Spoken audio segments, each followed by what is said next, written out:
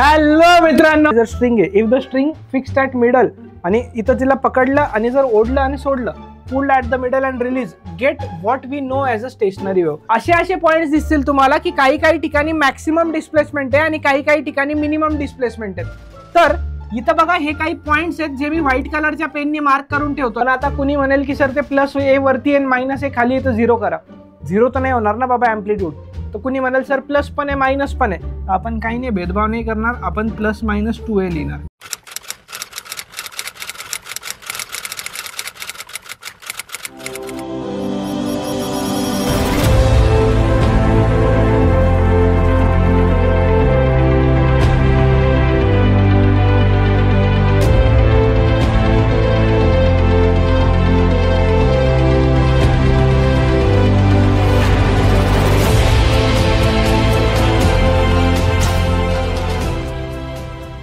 Hello मित्रांनो, मी सत्यम sir आपल्या सगळ्यांचं स्वागत करतो मुकेश सर चॅनलवरती. तर चला, लास्ट लेक्चरमध्ये आपण सुपरपोजिशन ऑफ वेव्स बद्दल बघत होतो. सुपरपोजिशन ऑफ वेव्स मध्ये आपण प्रोग्रेसिव्ह वेव्ह बद्दल डिस्कशन केलं होतं. त्यानंतर आपण त्याच्यावरती भरपूर सारे क्वेश्चन्सही सॉल्व्ह केले होते. तर आता आपण पुढच्या वेव्हच्या टाईपवर जाऊया. वेव्हच्या पुढच्या टाईपवर जाऊया आपण. वेव्हचा पुढचा टाईप कोणता आहे बघा, स्टेशनरी वेव्स. कोणता आहे? Stationery waves. आता स्टेशनरी वेव्स म्हणजे काय असतंय, थोडंसं लक्ष द्या. नो डाऊट डेरिवेशन जास्त आहेत चॅप्टरमध्ये, बट डेरिवेशन्सला घाबरू नका. सिम्पल आपण स्टेप बाय स्टेप डेरिवेशन्स बघणार आहोत सगळे. आता स्टेशनरी वेव्स म्हणजे काय, अशी वेव्ह जी दोन फिक्स पॉईंटमध्ये बनते. समजा एक सिम्पल एक्झाम्पल आहे माझ्याकडे. एक वॉल होती आणि इकडं पण एक दुसरी वॉल होती. मी काय केलं, दोन्ही वॉलवरती एक स्ट्रिंग फिक्स केली. दोन्ही वॉलवरती काय केलं मी, एक स्ट्रिंग फिक्स केली आणि एक स्ट्रिंग फिक्स करून त्याला प्लग केलं. प्लग केलं म्हणजे काय, त्याला व्हायब्रेशन्स दिले. तर त्याला त्याला व्हायब्रेशन्स दिले म्हणजे ह्या टाईपमध्ये असं. तर आता प्लग केल्यावरती फक्त अशीच वेव्ह थोडी ना बनते. फक्त अशीच वेव्ह कधी बनत नाही. ती पूर्ण वेव्ह अशी तुम्हाला फास्ट व्हायब्रेट होताना दिसते, तर तुम्हाला ती या टाईपमध्ये ऑब्झर्व होणार. बरोबर, तर ती तुम्हाला या टाईपमध्ये ऑब्झर्व होणार. इतकी गोष्ट लक्षात ठेवा. आता ही जी दोन फिक्स पॉईंट्सच्या मध्ये वेव्ह बनते ना, याला आपण म्हणतो सिम्पल वर्ड्समध्ये स्टेशनरी वेव्ह. आता काय ना, ही जी येल्लो कलरने दाखवली ना तुम्हाला, येल्लो कलरने दाखवली आहे, तर येल्लो कलरने दाखवलेली इकडं ट्रॅव्हल करते आणि जी ही मी आता रेड कलरने दाखवतोय ती इकडं ट्रॅव्हल करते. आता या दोन्ही वेव्ह मिळून काय बनतं, या दोन्ही वेव्स मिळून स्टेशनरी वेव्ह बनते. दोन्ही मिळून काय बनते, स्टेशनरी वेव्ह. म्हणजे एक वेव्ह पॉझिटिव्ह एक्समध्ये ट्रॅव्हल करत असणार आणि एक वेव्ह निगेटिव्ह एक्समध्ये ट्रॅव्हल करत असणार. क्लिअर? एक पॉझिटिव्ह एक्समध्ये आणि दुसरी निगेटिव्ह एक्समध्ये ट्रॅव्हल करत असणार. आता लक्ष द्या, दोन वेव्स ज्या सेम पाथमध्ये ट्रॅव्हल करत आहे. पाथ म्हणजे काय, दोन्ही एकतर एक्समध्ये तर दुसरी पण एक्समध्येच पाहिजे, पण ऑपोजिट डिरेक्शनमध्ये. पण कसे ऑपोजिट डिरेक्शनमध्ये ट्रॅव्हल करतायत, त्या वेव्हला, बनलेल्या वेव्हला आपण म्हणतो स्टेशनरी वेव्स. काय म्हणतो आपण त्याला? Stationery waves. आता बघा, हे तर समजा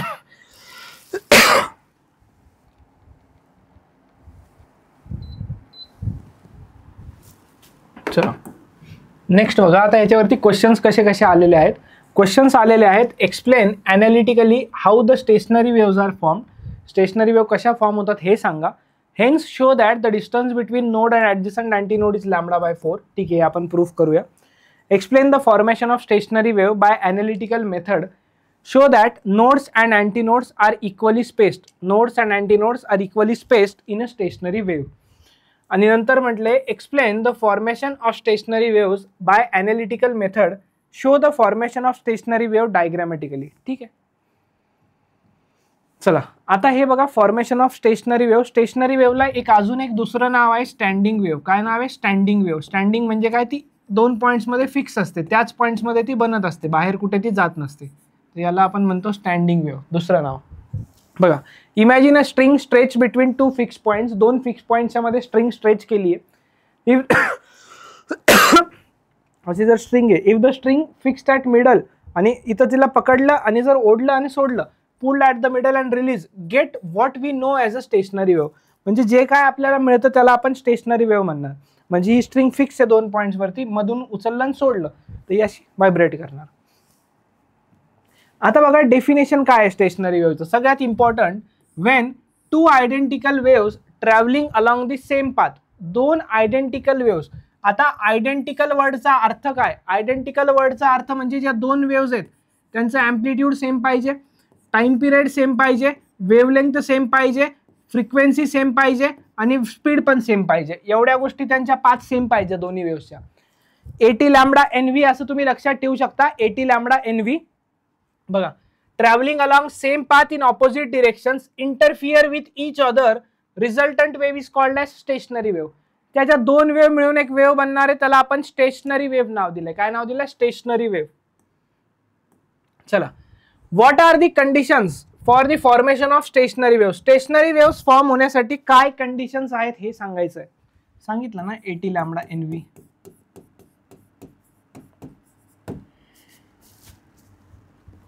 सिक्वेन्स मध्ये लक्षात ठेवा, दोन वेव्स ज्या बनतायत त्या दोन्ही वेव्सचा ॲम्प्लिट्यूड सेम असलं पाहिजे. ठीक आहे, आता ॲम्प्लिट्यूड सेम असलं पाहिजे. दोन्ही वेव्सच्या ॲम्प्लिट्यूडला आपण स्मॉल ए म्हणतोय. स्मॉल ए का म्हणतोय आपल्याला लक्षात येईल थोड्याच वेळात. स्मॉल ए म्हणतोय. नंतर अजून काय सेम पाहिजे? त्यांचा टाइम पिरियड सेम पाहिजे. अजून काय सेम पाहिजे? वेवलेंथ सेम पाहिजे, फ्रिक्वेन्सी सेम पाहिजे, स्पीड म्हणजे v सेम पाहिजे. Travel in the same medium along same path. दोन्ही ह्या 5 गोष्टी तर आहेच. आणि 6वी गोष्ट आहे त्या सेम पाथमध्ये ट्रॅव्हल झाल्या पाहिजे. म्हणजे पहिली एक्स मध्ये होती तर दुसरी पण एक्स मध्ये, दुसरी दोन जर एक वाय मध्ये होती तर दुसरी पण वाय मध्येच गेली पाहिजे, पण ऑपोजिट डिरेक्शन्स मध्ये त्या गेल्या पाहिजे. कशा गेल्या पाहिजेत? ऑपोजिट डिरेक्शन्स मध्ये त्या गेल्या पाहिजेत. ठीक आहे, नेक्स्ट. आता इक्वेशन ऑफ स्टेशनरी वेव्ह बघायचं आहे आपल्याला स्ट्रेच स्ट्रिंग वरती. स्ट्रेच स्ट्रिंग वरती इक्वेशन ऑफ स्टेशनरी वेव्ह काय आहे बघा. आता याच्यात थ्योरी काय लिहायची तुम्हाला?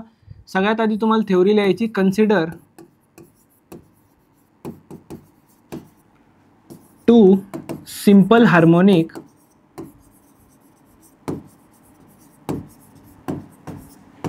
progressive waves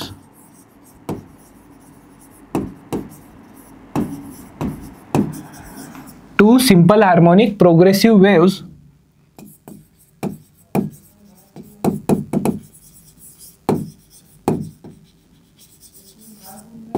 traveling along same path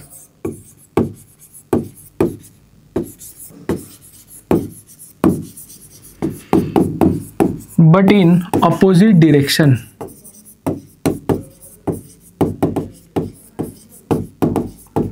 travelling along same path but in opposite direction.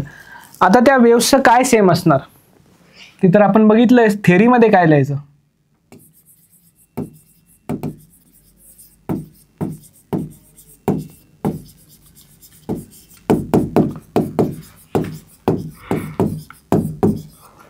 having same amplitude and wavelength.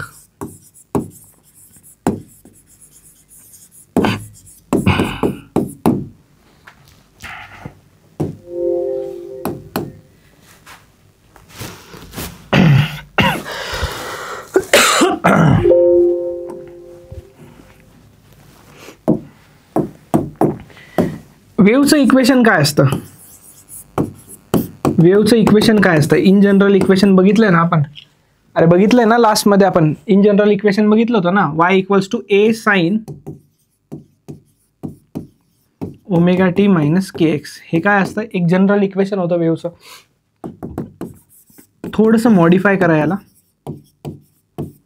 a sign ओमेगाच्या जागी आपण पुट करू 2 पाय n मायनस के च्या जागी आपण पुट करू 2 पाय बाय लॅम्बडा. हे झालं इन जनरल इक्वेशन. आता दोन वेव्स घ्यायचे आहे. आता हे जे इक्वेशन आहे ना, हे वेव्हचं पॉझिटिव्ह एक्स मध्ये ट्रॅव्हल करणारं इक्वेशन आहे. कसं काय आपण बघितलंय लास्ट लेक्चर्स मध्ये, रिवाइज करा. दोन वेव्स घेतलाय ना, तर पहिली वेव्ह जर घेतली तर पहिली वेव्ह समजा घेतली a sine 2 pi nt minus 2 pi x by lambda. हे झालं पहिलं इक्वेशन एका वेव्हचं. दुसऱ्या वेव्हचं इक्वेशन लिहू आपण y2 is equals to a sine 2 pi nt plus 2 pi x by lambda. 2 pi nt plus 2 pi x by lambda. आता काय फरक आहे दोन्ही इक्वेशन्स मध्ये? ही पॉझिटिव्ह प्लस एक्स मध्ये ट्रॅव्हल करणारी वेव्ह आहे आणि ती मायनस एक्स मध्ये ट्रॅव्हल करणारी वेव्ह आहे. क्लिअर आहे का?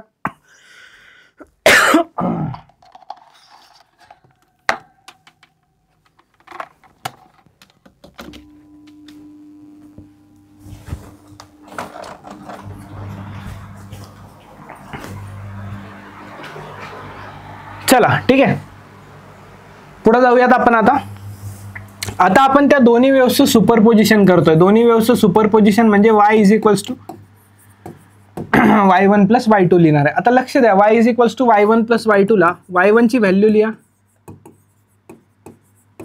a sine 2 pi nt minus 2 pi x divided by lambda. ठीक आहे, हे कशासाठी झालंय? आता हे y1 चं इक्वेशन झालंय आणि y2 चं इक्वेशन सांगा.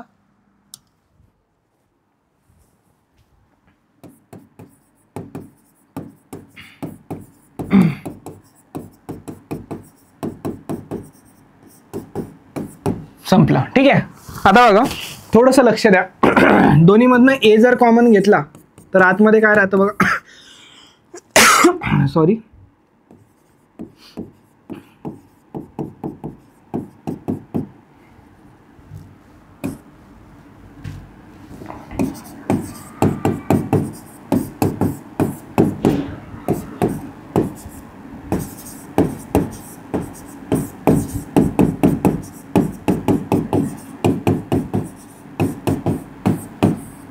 क्लिअर. आता बघा लक्ष द्या थोडंसं, या ब्रॅकेटमध्ये एक फॉर्म्युला यूज करायचा आहे. ब्रॅकेटमध्ये एक फॉर्म्युला यूज करायचा आहे sine C plus sine D वाला. कोणता फॉर्म्युला?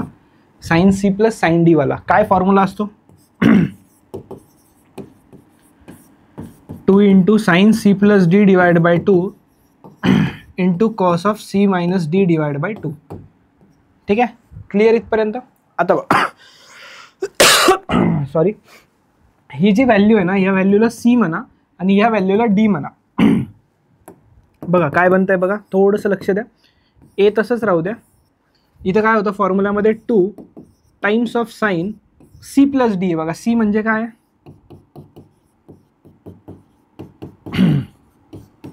सी प्लस डी.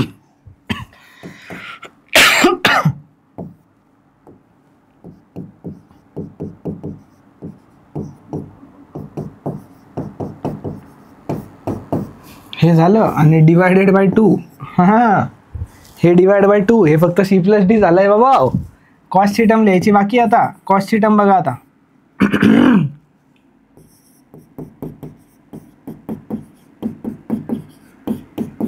आता लक्ष द्या, 2 pi nt minus x by lambda 2 pi x by lambda, याच्यात नाही मायनस करायचं आहे. मायनस केलं तर दोघांचं पण साईन चेंज करून टाका. 2 pi nt minus 2 pi x by lambda, दोघांचं पण साईन चेंज आणि डिवाइड मध्ये राहणार 2. आता कुठं झालं इक्वेशन संपलं. सॉरी, इथं कॅन्सल होणार आहे प्लस मायनस.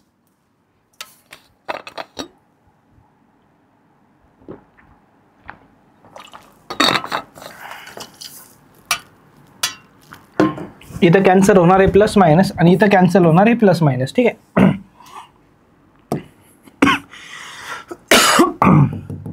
राहतं काय बघा, इथं y इज इक्वल्स टू ए आहे ना, तर इथं 2 इंटू ए करायचं इंटू साईन काय उरतंय बघा, 2 pi nt plus 2 pi nt 4 pi nt divide by 2. Clear, लक्ष द्या थोडंसं. Minus 2 pi x. Sorry guys, just 1 मिनटं फक्त.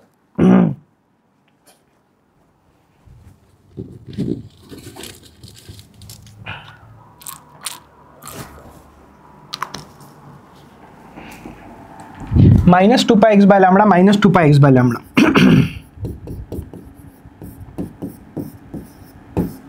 संपलं. आता थोडंसं लक्ष द्या, इथं सिम्प्लिफाय करूया आपण याला नेक्स्ट स्लाइडवरती.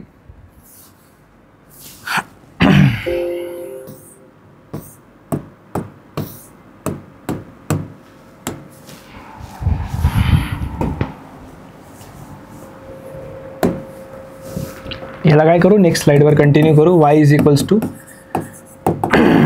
2a, हे 4 पाय nt बाय 2 आहे ना, 2 पाय nt. आणि दुसरी गोष्ट, एक फॉर्म्युला असतो बघा, कॉसच्या अँगलमध्ये जर मायनस असलं तर ते मायनस बाहेर येत नाही, ते कॉस थिटा होऊन जातं. तर त्या हिशोबाने इथं काय होणार, हे 2 2 जा 4 आणि मायनस कॅन्सल.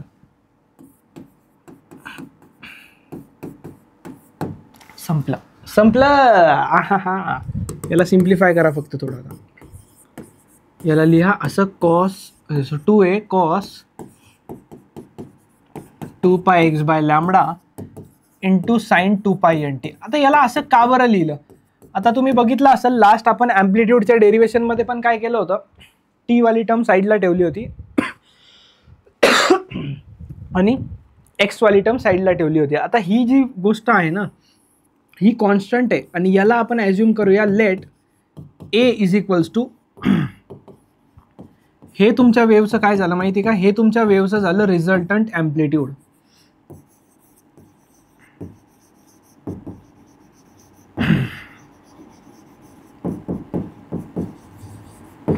हे काय झालं तुमच्या वेव्हचं रिझल्टंट ॲम्प्लिट्यूड, लक्षात ठेवा. ठीक आहे. आता ठीक आहे, हे रिझल्टंट ॲम्प्लिट्यूड जर झालं तर याला काय करायचं, ए लिहायचं इंटू साईन ऑफ 2πn ला ओमेगा लिहायचं, टी लिहायचं. हे तर कालचंच इक्वेशन आहे, कालचंच म्हणजे लास्ट लेक्चरचं इक्वेशन आहे. कोणतं इक्वेशन आहे? लास्ट लेक्चरचं इक्वेशन आहे, बरोबर आहे का? आता बघा याला लिहू आपण, this is the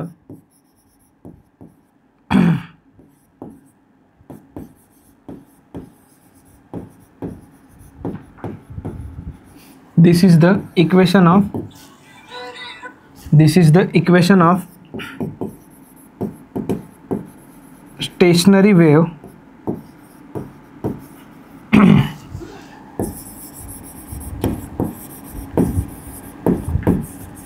which gives resultant displacement.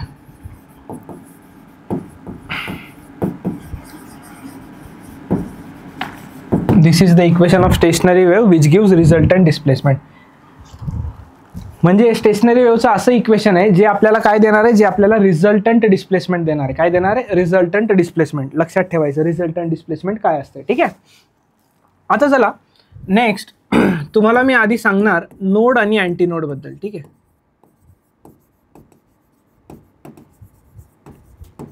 थोडंसं जर तुम्हाला अजून डेप्थमध्ये जायचं आहे तर आपण या नोडला शॉर्ट फॉर्ममध्ये एन म्हणू. हे कोणत्या बुक्समध्ये नाही आहे, आपण फक्त समजण्यासाठी याला काय करणार आहे, नोड आणि अँटी नोडला शॉर्ट फॉर्म देणार आहे. बाकी नोड अँटी नोडला शॉर्ट फॉर्मची काहीच गरज नसते. ठीक आहे. नेक्स्ट आपण या पॉईंटवरती जाणार आहोत. नेक्स्ट पॉईंटवरती आपण गेल्यावरती काय करायचं आहे बघा, एक वेव्ह बनवू आपण, स्टेशनरी वेव्ह बनवूया. स्टेशनरी वेव्ह कशी बनते, दोन फिक्स पॉईंट असतात. हे दोन फिक्स पॉईंट आहे आणि ह्या दोन फिक्स पॉईंटच्या मध्ये एक वेव्ह बनणार आहे बघा. ही वेव्ह बनली दोन फिक्स पॉईंटच्या मध्ये. आता ही अजून स्टेशनरी वेव्ह नाही झाली, इकडून अजून एक वेव्ह घेऊन यावं लागेल जी की अशी दिसणारी असेल आणि या दोन वेव्हज मिळून काय बनणार आहे, स्टेशनरी वेव्ह बनणार आहे. आता बघा या वेव्ह मध्ये भरपूर पॉईंट्स तुम्हाला दिसतील. असे पॉईंट्स दिसतील तुम्हाला की काही ठिकाणी मॅक्सिमम डिस्प्लेसमेंट आहे आणि काही ठिकाणी मिनिमम डिस्प्लेसमेंट आहे. तर इथं बघा हे काही पॉईंट्स आहेत जे मी व्हाईट कलरच्या पेननी मार्क करून ठेवतोय. हे जे पॉइंट्स आहेत जे व्हाईट कलरच्या पेननी मार्क केलेले आहेत तर ते पॉइंट आहेत मिनिमम डिस्प्लेसमेंट वाले. नोडला आपण म्हणणार पॉइंट ऑफ मिनिमम डिस्प्लेसमेंट.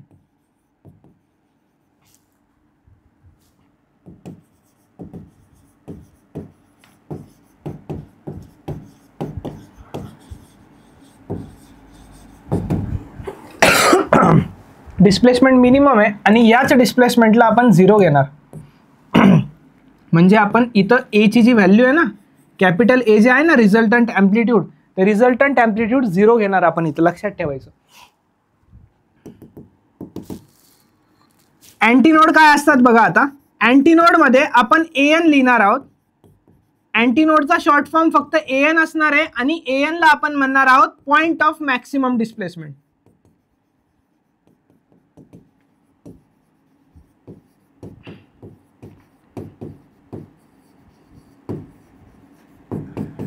आता या पॉइंट ऑफ मॅक्सिमम डिस्प्लेसमेंट कुठं कुठं आहेत बघा. हे व्हाईट पेननी जे मार्क केलेले आहेत ना हे नोड पॉइंट्स आहेत तुमचे, नोड. नेक्स्ट आता बघा रेड कलरनी नाही जमणार, आपण दुसरा कलर घेऊयात, त्याच्यात ग्रीन कलर घेऊया. आता हे जे पॉइंट्स आहेत ना जिथं आपल्याला मॅक्सिमम डिस्प्लेसमेंट मिळतंय, इथं डायरेक्ट लिहितो ना, नाही का, मॅक्सिमम डिस्प्लेसमेंट वाले हे जे पॉइंट्स आहेत ना या पॉइंट्सला आपण अँटीनोड म्हणणार आहोत.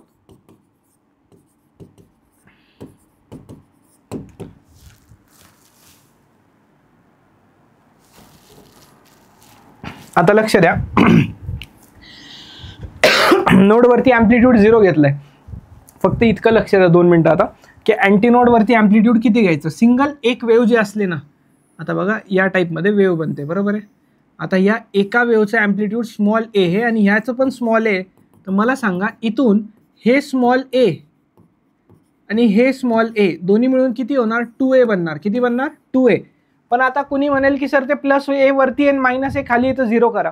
0 तर नाही होणार ना बाबा ॲम्प्लिट्यूड. तर कुणी म्हणाल सर प्लस पण आहे मायनस पण आहे. तर आपण काही नाही भेदभाव नाही करणार, आपण प्लस मायनस 2a लिहिणार. काय लिहिणार, प्लस मायनस 2a लिहिणार. आणि आता नोड अँटी नोड तर कळालेच आहेत तुम्हाला. आता आपल्याकडे एक फॉर्म्युला आहे ना बनलेला आता ॲम्प्लिट्यूडचा. काय फॉर्म्युला आहे, A is equals to cos 2πx/λ. संपला. हा फॉर्म्युला ॲम्प्लिट्यूडचा बनला आहे आपल्याकडे. या फॉर्म्युलामध्ये आपण ए ची व्हॅल्यू 0 ठेवली तर मला नोडच्या कंडिशन्स मिळतील, आणि जर इथं ए ची value me plus or minus 2 ठेवली तर मला अँटी नोडच्या कंडिशन्स मिळतील. ही गोष्ट लक्षात ठेवा. ठीक आहे, ही गोष्ट काय करा, लक्षात ठेवा. होप सो इथपर्यंत तुम्हाला काही डाऊट नसेल. आपण या लेक्चरमध्ये इथं थांबूया. नेक्स्ट लेक्चरमध्ये आपण पुन्हा पुढच्या गोष्टी कंटिन्यू करू. आता जे लेक्चर्स येतील त्या लेक्चर्सचा जो टाईम राहील, ड्युरेशन राहील, ते आपण जास्त ठेवूयात म्हणजे चॅप्टर लवकर कव्हर होईल. ठीक आहे, तर चला मित्रांनो, मी सत्यम भंडारी इथंच थांबतो. आपण भेटूया पुढच्या लेक्चर्समध्ये. सो टिल देन वाचत राहा, रिवाईज करत राहा. स्टेशनरी वेळ संपलं नाही आहे. नेक्स्ट लेक्चरला याला संपून आपण पुढे जाऊया. ठीक आहे, चलो बाय बाय.